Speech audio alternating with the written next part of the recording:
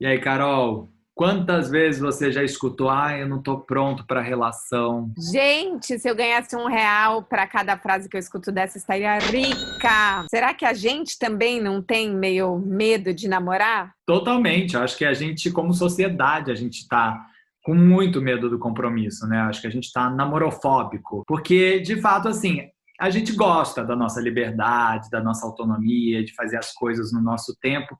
E parece que se a gente começar a ter uma coisinha um pouquinho mais séria com essa pessoa, a gente vai ter que abrir mão da nossa, quase da nossa individualidade, né? Muito. E acho que assim, muita gente aqui escreve pra gente, fala: "Não, queria um relacionamento, queria namorar". Mas aí, escarafunchando as histórias tudo de vocês e da gente, a gente vê que rola esse quem me dera, mas Deus me livre, e tá rolando essa namorofobia que o André falou. Então, se você também se sente meio namorofóbico, se inscreve aqui no canal, ativa as notificações, porque 2 vezes por semana a gente tem vídeo, toda quarta a gente tem live para entender essas nossas incoerências. É muito real essa frase, né, do tipo, não tô pronto para relação.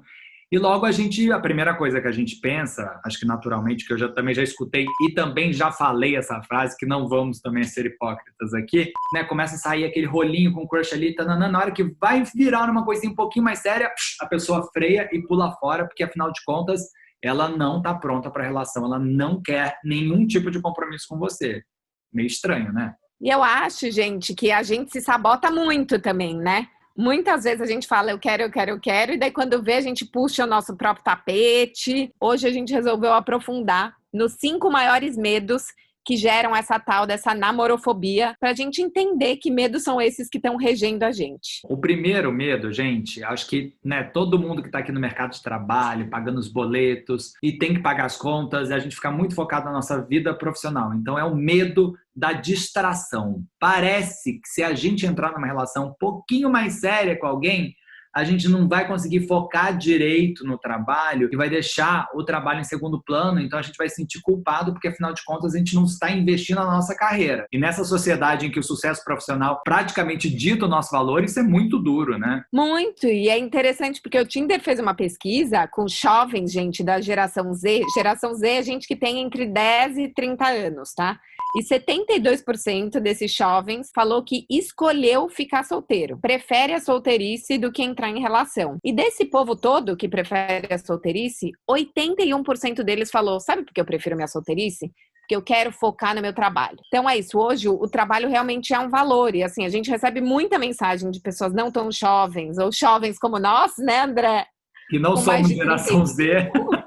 Quer saber? Nem queria ser geração Z também, tô nem aí. Mas acho que essa noia do trabalho continua, né? Porque o trabalho é isso, ele é muito identitário pra gente, acho que principalmente para os homens. A gente até entrevistou a Valesca Zanello, vejam o card aqui, que ela fala sobre como o valor do homem está ligado ao sucesso profissional. E acho que hoje em dia, que está todo mundo mudando de carreira 80 vezes, que a gente vive numa economia em crise, você sente que você tem que batalhar muito para sua carreira rolar, né? Que o mercado de trabalho está mais competitivo, que você tem que fazer mais cursos online. Então, assim, meu Deus do céu, se eu não focar aqui, o negócio vai desandar. É melhor primeiro eu focar no meu trabalho para depois eu desfocar. Só que chegue esse depois, talvez nunca chegue, né? Nossa, gente, pelo visto, assim, eu e o Carol estamos aqui, né? Eu tô com 35, você tá com 36, né? E a gente está nessa, a gente está falando, não, assim que eu tiver uma estabilidade financeira, eu vou poder finalmente me dedicar ao amor, porque a gente sente quase como se fosse uma escolha, né? Que assim, você tem que priorizar, ou você quer amor, ou você quer a sua carreira profissional, e assim, de fato, não é exatamente assim, visto que há milhões de pessoas aí no mundo com carreiras brilhantesésimas, que inclusive o amor ajudou elas na carreira, mas a gente fica usando essa desculpa para dizer do tipo, não, agora eu estou no momento muito focado no trabalho, eu preciso ser um adulto estabelecido, com uma estabilidade financeira, e agora eu não posso abrir essa portinha aqui do amor, porque senão eu vou desfocar do meu grande objetivo, que é ser uma pessoa reconhecida profissionalmente. É uma desculpa isso, né? Total. E acho que eu entrei numa pira de que assim a gente sente que o retorno no trabalho é mais garantido. Então, assim, bom, tá bom, eu vou me esfolar, vou me sacrificar aqui, mas eu vou receber um aumento, eu vou ser promovido, eu vou ganhar um bônus. Então, se eu tiver que varar umas noites, tudo bem, faz parte, estou construindo a minha evolução. Já com crush, gente, às vezes a gente vara umas noites, dá umas investidas e não dá em nada. Então, assim, se esfolar para se esfolar, que pelo menos aumente minha poupança. Mas não é assim, né, gente? Assim, não necessariamente a carreira rola assim e não necessariamente a relação vai ser toda cheia dessa loucura. E acho que isso leva a gente pro segundo medo, né? Que é o medo, gente, da alta manutenção. Que atira a primeira pedra. Quem nunca entrou numa relação turbulenta, daquela que as pessoas eram muito possessiva, que queria te controlar muito, ou era uma pessoa que morava longe e você tinha que viajar bastante para poder encontrar. Quer dizer, é um negócio, a gente sabe, óbvio, que qualquer tipo de relação vai dar trabalho, porque você é uma outra pessoa, você tem que negociar com ela, você tem que investir a sua energia ali para o negócio poder fazer funcionar. Não estamos aqui também idealizando as relações e dizendo, não, a relação maravilhosa existe. Não, não existe. Existe relação e todas elas dão trabalho. Só que algumas dão trabalho demais, gente. Desgastam, dão uma gastura dentro da gente, gera uma gastrite. Porque você fala, meu Deus, eu estava melhor quando eu estava solteiro do que quando eu estava aqui, porque é tanto drama, né? Muito. Eu acho que tem uma pira que, assim, parece, é tipo carro usado quando você compra. Você fala, gente, fiz um bom negócio, olha aqui. Tá usado, mas tá em bom estado, né? Tá todo completinho e de repente é aquele carro que toda semana você tem que levar para manutenção. Tem uma pecinha torta fora do lugar, tem que ajustar uns pontinhos. E eu confesso que eu tenho um pouco esse medo, sabia? Gente que é muito louca, que você tem que, se você não atende o telefone, uma hora, de repente, a pessoa tá tendo um ataque de ciúme, de por que você não respondeu. Então, você tem que sempre ficar atenta com o celular, ou que tem ciúme dos seus amigos, e daí a pessoa quando tá nos seus programas de amigos, você fica assim meio durinha, para sempre fazer ela se sentir querida. Ou eu tive um namorado também que era isso, tinha que sempre ir almoçar na avó e buscar o filho em outra cidade, então todo sábado tinha praticamente uma viagem para fazer essa funça. Dá um medo dessa manutenção ser super alta e começar a ficar desgastante, né? Porque daí desgasta a gente, desgasta a relação, você não acha? Totalmente. Eu já tive um namorado que a gente tinha uma relação que a gente discutia por coisas idiotas, sabe? Assim, quando você... Chegou uma vez, eu até falei isso na live do Júlio, que a gente discutiu porque 0 Fahrenheit era o mesmo que 0 Celsius. Mas, assim, a gente discutia sobre política, sobre, sei lá, astronomia, tudo. Os dois queriam estar certos e era sempre uma discussão muito intensa e que depois a gente acabava brigando. Então, assim, tem relações que elas têm esse encaixe, esse enlace, assim, que é mais trabalhoso mesmo. E eu confesso que eu já tive relações em que a pessoa era muito ciumenta, mas eu também já me tornei a pessoa louca, que é o nosso terceiro medo, gente. De vez em quando a gente sai realmente da casinha, a paixão tem a ver, já os gregos já diziam lá, patos, né? Quer dizer o quê? Patologia, doença. Então a gente fica dodói da cabeça mesmo. E dá um pouco de medo, né? De perder esse controle, assim, porque a gente é tão focadinho na nossa vida, tá tudo tão certinho. Chega uma pessoa, de repente, você vira uma pessoa que não dorme, você vira uma pessoa que fica querendo controlar o outro, querendo saber onde ele tá, pensando o que ele tá fazendo, e dá um medo, né, de virar essa pessoa de novo. Muito, gente, porque não sei vocês, mas assim, eu e o André, a gente tem esses loucos dentro da gente. E é assim, como a gente já tá solteira há muito tempo, e como muitas relações não passam do terceiro date, esse louco tá adormecido. E daí você pensa assim, não, essa louca não existe mais, afinal de contas, eu faço análise, eu trabalho com comportamento, né? É tipo, já passou, gente, tô superada.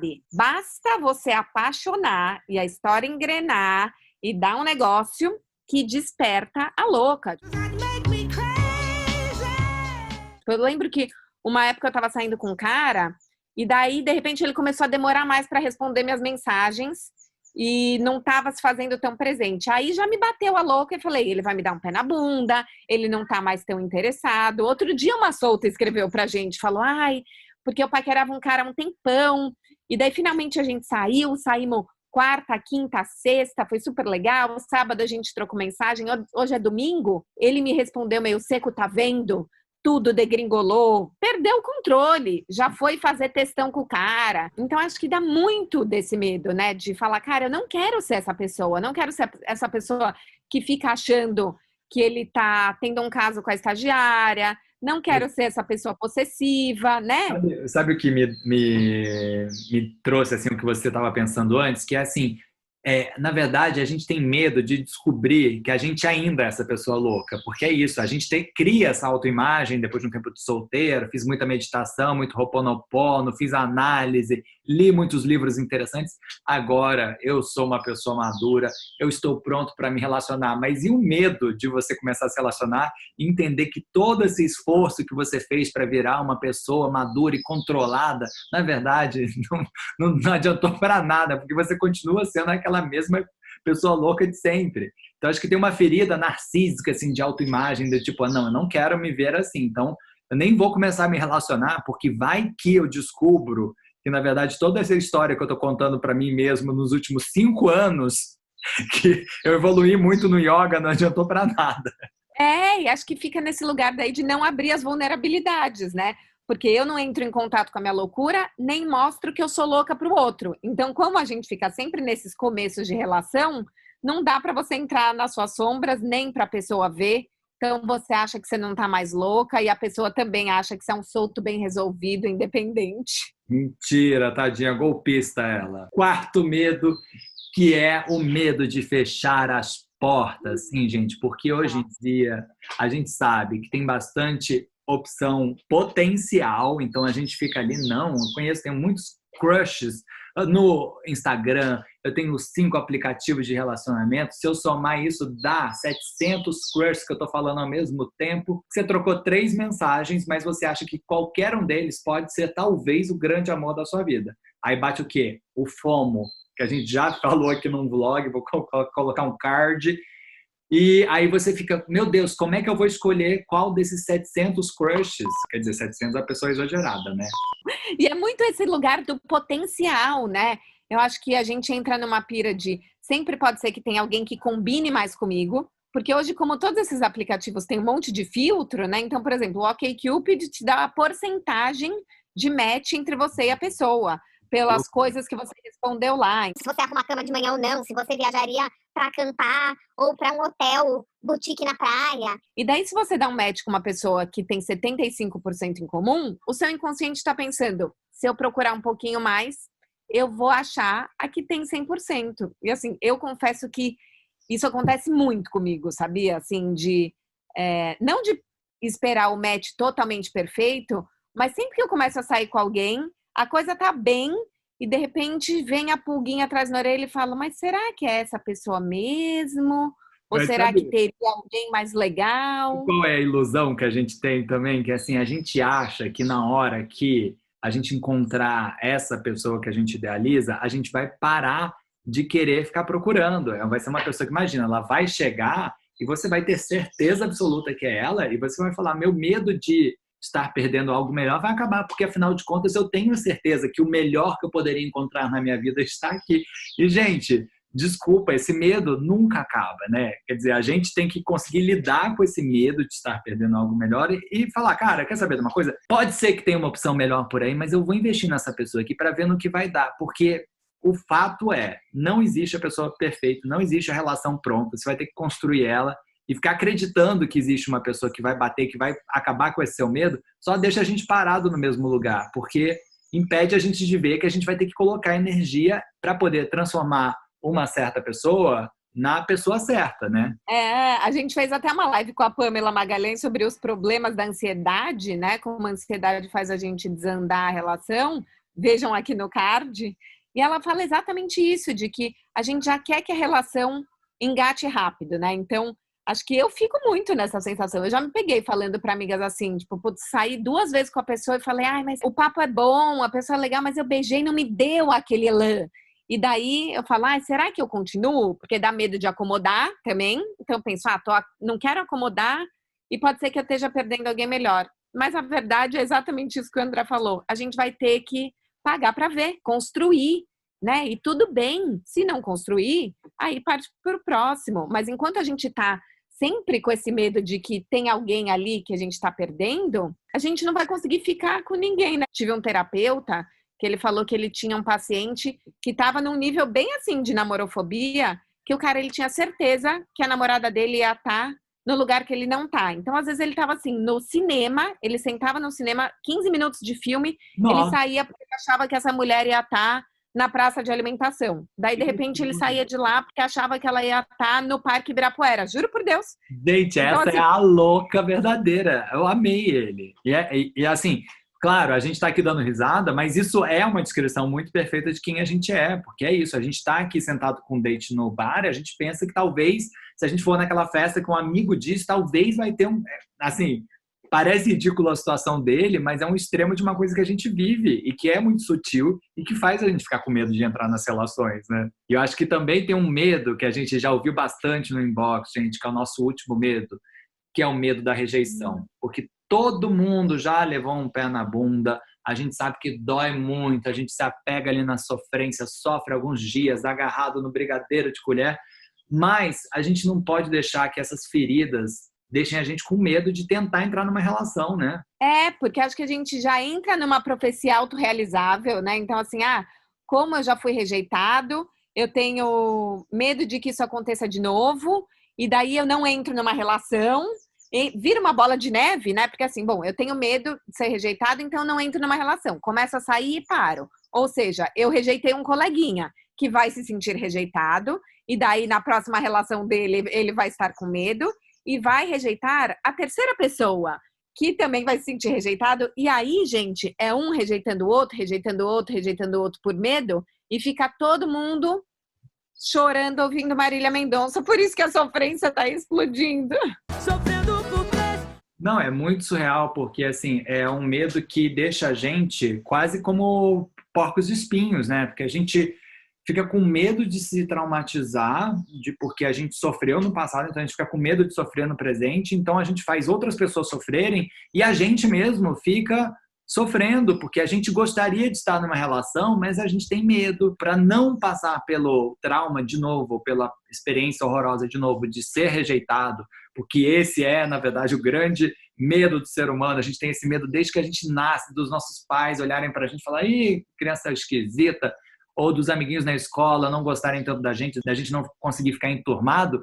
Então a gente, na verdade, decide nem tentar. Eu não quero nem entrar nisso porque existe um risco. Só que assim, de fato, você quer a relação, você inclusive gostou muito de se relacionar com alguém, foi por isso que você ficou traumatizado, né? Então assim, é uma loucura, porque é isso. Aí, então você tem um medo e o medo te impede de viver aquilo que você quer viver. E acho que dentro do medo da rejeição, também tem uma coisa de que, assim, muitas vezes, quando a gente é rejeitado, a gente duvida da nossa própria autoestima, né? A gente acha que o fato da relação não ter rolado significa que tem alguma coisa errada com a gente.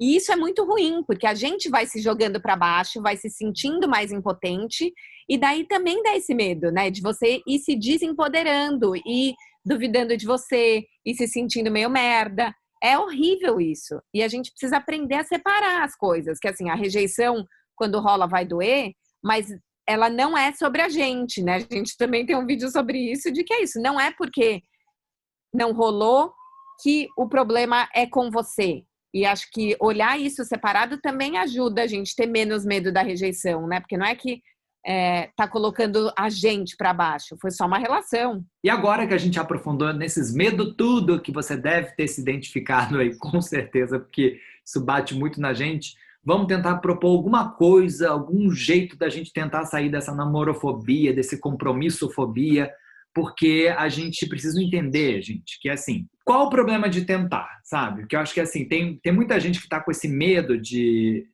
tentar entrar numa relação, porque parece que o quê? Uma relação é um negócio que é para sempre, né? Então você entrou ali, você entrou dentro de uma jaula, você está preso, vai ser muito difícil sair daqui.